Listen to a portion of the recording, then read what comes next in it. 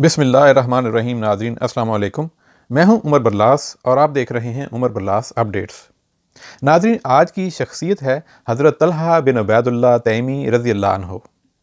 حضرت طلحہ بن عبید اللہ تیمی رضی اللہ عنہ اپنے ایک تجارتی سفر کے سلسلہ میں ایک قریشی قافلے کے ساتھ شام جا رہے تھے۔ جب وہ قافلہ بصرہ پہنچا تو قریش کے عمر رسیدہ اور تجربہ کار تاجر اس کے بازار میں جا کر خرید و فروخت میں مشغول ہو گئے۔ اگرچہ طلحہ ایک کم سن نوجوان تھے اور ان لوگوں کی طرح مہارت اور تجربہ نہیں رکھتے تھے، مگر اپنی غیر معمولی ذہانت اور بصیرت کے بل پر وہ بآسانی ان کا مقابلہ کر سکتے اور اچھے سودے طے کر لینے میں کامیابی حاصل کر لیتے تھے۔ اس بازار میں جو مختلف مقامات سے آئے ہوئے تاجروں سے ہر وقت کھچا کھچ بھرا رہتا تھا، صبح و شام طلحہ بن عبید اللہ رضی اللہ تعالیٰ عنہ کی آمد و رفت کا سلسلہ جاری تھا کہ اسی دوران ان کے ساتھ ایک ایسا اہم واقعہ پیش آیا جس نے نہ صرف ان کی زندگی کی تبدیلی میں اہم کردار ادا کیا، بلکہ اس نے پوری تاریخ کے دھارے کو موڑ کر رکھ دیا۔ ہم یہ بات طلحہ بن عبید اللہ رضی اللہ تعالیٰ عنہ پر چھوڑتے ہیں کہ وہ اس تجسس آمیز داستان کو اپنے الفاظ میں بیان کریں۔ اس اثناء میں کہ ہم بصرہ کے بازار میں تھے، ہم نے ایک راہب کو یہ اعلان کرتے ہوئے سنا: اے گروہ تجار، اس مجمع کے لوگوں سے پوچھو کہ کیا ان کے اندر اہل مکہ میں سے کوئی شخص موجود ہے؟ اس وقت میں اس کے قریب ہی تھا، میں نے فوراً کہا: ہاں، میں اہل مکہ میں سے ہوں۔ تو اس نے پوچھا: کیا تمہارے یہاں احمد کا ظہور ہو چکا ہے؟ کون احمد؟ میں نے تعجب سے پوچھا۔ ابن عبداللہ بن عبد المطلب۔ اس نے کہا: یہی مہینہ ہے جس میں ان کا ظہور ہونا ہے۔ وہ آخری نبی ہیں، وہ تمہاری سرزمین ارض حرم میں مبعوث ہوں گے اور وہاں سے اس علاقے کی طرف ہجرت کر جائیں گے جہاں کالے پتھر پائے جاتے ہیں، جہاں کھجوروں کے جھنڈ ہیں اور جہاں کی مٹی نمکین ہے جس سے پانی کے چشمے پھوٹتے ہیں۔ نوجوان، دیکھنا ان پر ایمان لانے میں پیچھے نہ رہ جانا۔ طلحہ کہتے ہیں کہ اس کی یہ بات میرے دل میں گھر کر گئی۔ میں تیزی سے اپنے اونٹوں کے پاس پہنچا، انہیں تیار کیا اور قافلے کو اپنے پیچھے چھوڑ کر تیز رفتاری کے ساتھ مکہ کی طرف چل پڑا، اور وہاں پہنچ کر اپنے گھر والوں سے پوچھا کہ کیا ہماری غیر موجودگی میں یہاں کوئی نیا واقعہ پیش آیا ہے؟ تو انہوں نے بتایا کہ ہاں، محمد بن عبداللہ ایک نیا دعویٰ لے کر اٹھ کھڑے ہوئے ہیں۔ وہ کہتے ہیں کہ میں نبی ہوں اور ابو قحافہ کے بیٹے ابو بکر نے ان کی پیروی اختیار کر لی ہے۔ طلحہ کہتے ہیں کہ میں ابو بکر رضی اللہ تعالیٰ عنہ کو پہلے سے جانتا تھا۔ وہ نہایت نرم مزاج، ہر دل عزیز اور رحم دل آدمی تھے۔ اس کے علاوہ وہ ایک خوش اخلاق اور راست باز تاجر تھے۔ ہم لوگ ان سے مانوس تھے اور ان کی صحبت میں بیٹھنا پسند کرتے تھے، کیونکہ وہ قریش کی تاریخ سے باخبر اور ان کے انساب کے ماہر تھے۔ میں نے ان کے پاس جا کر پوچھا: کیا یہ بات صحیح ہے کہ محمد بن عبداللہ نے نبوت کا دعویٰ کیا ہے اور آپ نے ان کی پیروی اختیار کر لی ہے؟ انہوں نے کہا کہ ہاں، اور مجھے ان کے حالات سنا کر اپنے ساتھ ان کے دین میں داخل ہونے کی ترغیب دینے لگے۔ اور جب میں نے ان کو راہب کی بات سنائی تو وہ حیران و ششدر رہ گئے اور مجھ سے کہا کہ میرے ساتھ محمد صلی اللہ علیہ وآلہ وسلم کے پاس چلو تاکہ یہ واقعہ جو تمہارے ساتھ پیش آیا ہے ان کے سامنے بیان کرو۔ ان کی دعوت کو ان کی زبان سے سنو اور اللہ کے دین میں داخل ہو جاؤ۔ طلحہ کہتے ہیں کہ پھر میں ان کے ساتھ محمد صلی اللہ علیہ وآلہ وسلم کی خدمت میں حاضر ہوا۔ انہوں نے میرے سامنے اسلام کی دعوت پیش کی، قرآن کا کچھ حصہ پڑھ کر سنایا اور آخرت کی بھلائی کی بشارت دی۔ اللہ تعالیٰ نے میرے سینے کو اسلام کے لیے کھول دیا۔ جب میں نے ان کو بصرہ کے راہب کا قصہ سنایا تو وہ نہایت خوش ہوئے اور اس کے خوشی کے آثار ان کے چہرے مبارک پر نمایاں ہو گئے۔ پھر میں نے ان کے سامنے کلمہ شہادت کا اقرار کیا۔ اس طرح میں چوتھا شخص تھا جو ابو بکر رضی اللہ تعالیٰ عنہ کے ہاتھ پر ایمان لایا۔ ناظرین، اس قریشی نوجوان کے قبول اسلام کی خبر سن کر اس کے گھر اور خاندان کے لوگ سکتے میں پڑ گئے، جیسے ان کے اوپر بجلی گر پڑی ہو۔ خصوصاً ان کی ماں کو اس واقعے سے زبردست صدمہ پہنچا اور وہ غم سے نڈھال ہو گئیں، کیونکہ انہیں امید تھی کہ اپنے اخلاق اور کریمانہ خصائل کی بنا پر ان کا بیٹا ایک دن اپنے قبیلے کا سردار بنے گا۔ ان کے قبیلے والوں نے انہیں اپنے دین سے پھیرنے کی بتیری کوششیں کیں، مگر وہ ٹس سے مس نہ ہوا۔ اور ایک مضبوط پہاڑ کی طرح اسلام پر جمے رہے۔ جب وہ لوگ ان کو نرمی و محبت کے ریشمی پھندے میں پھانسنے میں ناکام ہو گئے تو سختی اور تعذیب کے اصلوں سے لیس ہو کر ان کے اوپر ٹوٹ پڑے۔ مسعود بن خراش بیان کرتے ہیں، ایک روز میں صفا مروہ کے درمیان سعی کر رہا تھا۔ اسی دوران میں نے دیکھا کہ بہت سے لوگ ایک نوجوان کا پیچھا کر رہے ہیں جس کے دونوں ہاتھ اس کی گردن کے ساتھ بندھے ہوئے ہیں۔ لوگ اس کے پیچھے دوڑ رہے تھے، اسے دھکے دے رہے تھے اور اس کے سر پر مار رہے تھے۔ اس نوجوان کے پیچھے ایک بوڑھی عورت تھی جو چیخ چیخ کر اسے گالیاں دے رہی تھی۔ میں نے لوگوں سے پوچھا کہ اس نوجوان کا کیا ماجرا ہے، تو انہوں نے بتایا کہ یہ طلحہ بن عبید اللہ رضی اللہ تعالیٰ عنہ ہے، جس نے اپنے آبائی دین کو ترک کر کے بنی ہاشم کے لونڈے محمد صلی اللہ علیہ وآلہ وسلم کی پیروی اختیار کر لی ہے۔ میں نے پوچھا، اور اس کے پیچھے یہ بڑھیا کون ہے؟ تو انہوں نے کہا کہ یہ اس نوجوان کی ماں سایہ بنت حضرمی ہے۔ پھر نوفل بن خویلد نے، جس کا لقب شیر قریش تھا، حضرت طلحہ بن عبید اللہ رضی اللہ تعالیٰ عنہ اور حضرت ابو بکر رضی اللہ تعالیٰ عنہ کو ایک رسی میں باندھ کر مکہ کے اوباشوں اور لچوں لفنگوں کے حوالے کر دیا تاکہ وہ انہیں سخت ترین سزائیں دیں۔ اسی وجہ سے طلحہ بن عبید اللہ رضی اللہ تعالیٰ عنہ اور ابو بکر صدیق رضی اللہ تعالیٰ عنہ کو قرینین کہا جاتا ہے۔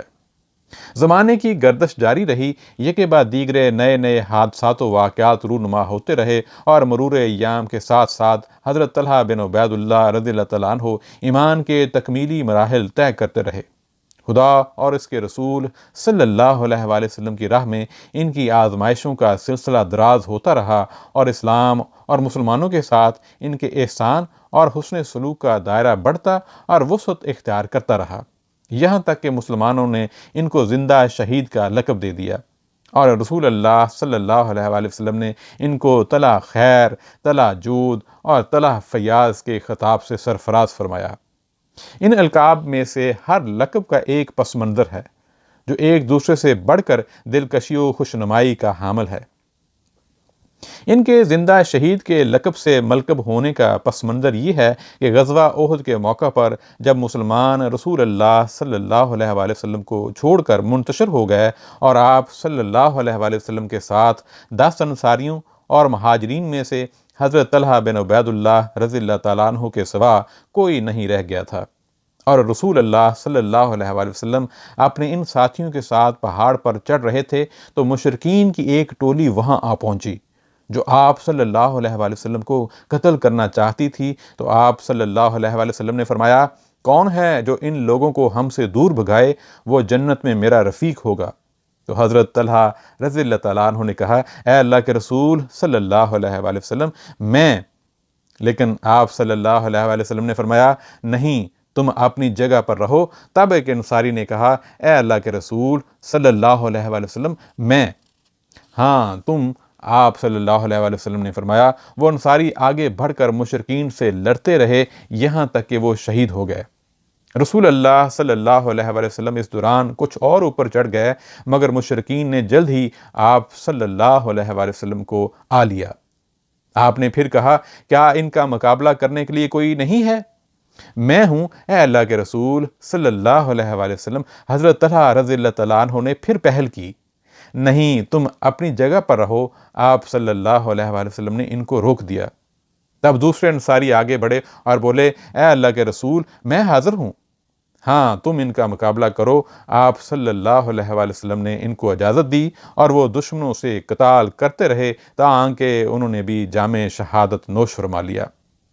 رسول اللہ صلی اللہ علیہ وآلہ وسلم ان کے مقابلے کے لیے اپنے ساتھیوں کو آواز دیتے رہے، اور حضرت طلحہ رضی اللہ تعالیٰ عنہ آپ صلی اللہ علیہ وآلہ وسلم کی آواز پر سب سے پہلے لبیک کہتے رہے، اور نبی کریم صلی اللہ علیہ وآلہ وسلم ان کو منع کر کے کسی انصاری کو اس کی اجازت دیتے رہے، یہاں تک کہ یکے بعد دیگرے وہ سب انصاری شہید ہو گئے، اور آپ صلی اللہ علیہ وآلہ وسلم کے ساتھ حضرت طلحہ رضی اللہ تعالیٰ عنہ کے سوا کوئی نہیں رہ گیا۔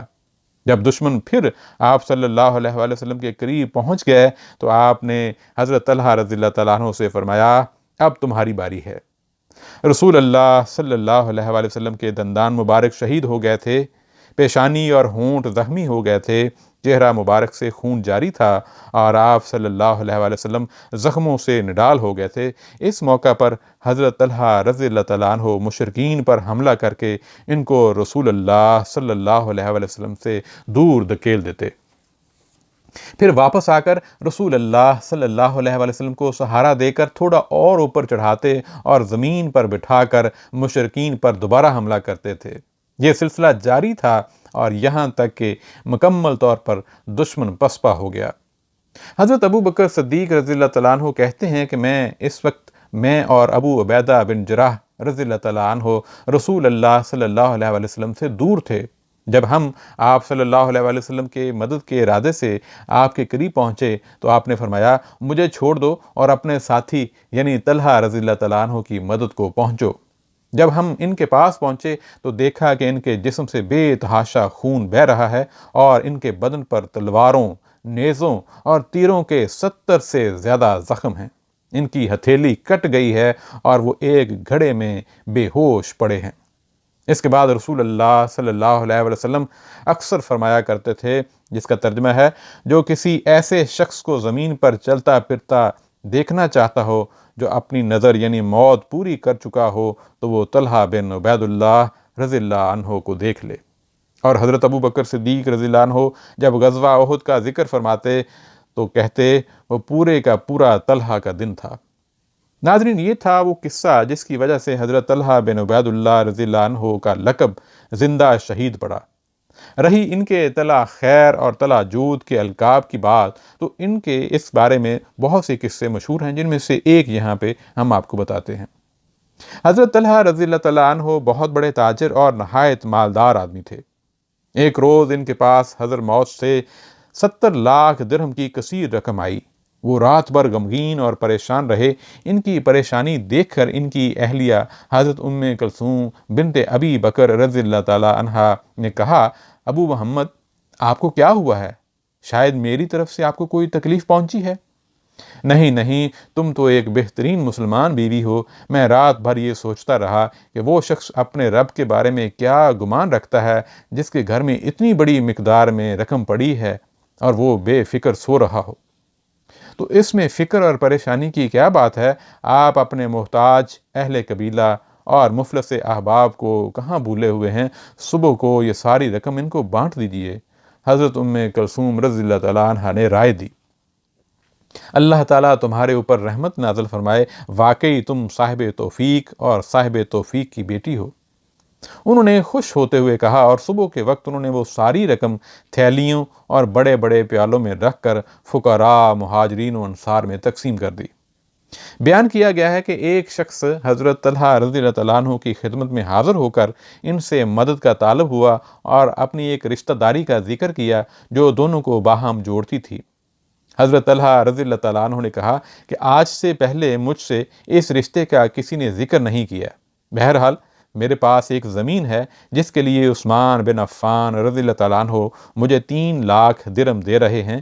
اب اگر تم چاہو تو وہ زمین لے لو اور اگر چاہو تو اسے فروخت کر کے میں تم کو 3 لاکھ کی نقد رقم دے دوں۔ تو اس آدمی نے کہا کہ میں اس کی قیمت ہی لوں گا، چنانچہ انہوں نے اس کو وہ رقم دے دی۔ طلحہ خیر اور طلحہ جود کو یہ لقب مبارک ہو جو رسول اللہ صلی اللہ علیہ وآلہ وسلم نے ان کو مرحمت فرمایا تھا، اور اللہ تعالیٰ ان سے راضی ہو اور ان کی قبر کو منور کرے، آمین۔ ناظرین، آج اتنا ہی، انشاءاللہ پھر کسی اور دن کسی اور شخصیت کے ساتھ حاضر ہوں گے۔ اپنا خیال رکھیے گا۔ السلام علیکم۔